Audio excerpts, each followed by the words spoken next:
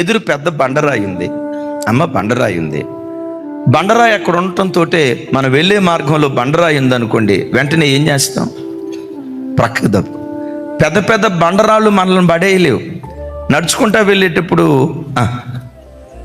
ఏమన్నా నవ్వుతున్నారు? ఎప్పుడన్నా పడింది జ్ఞాపకం వస్తున్నట్టు చూడండి. చిన్న చిన్న రాళ్ళు ఉంటాయి చూసారా? ఆ నడిచేటప్పుడే చిన్న రాళ్ళే నేను పడేస్తాను.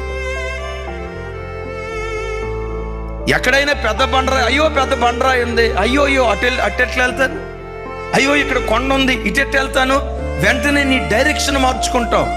దైవజనమా, పెద్ద పెద్ద పాపాలు నేను పడేయలేకపోవచ్చు, రైట్?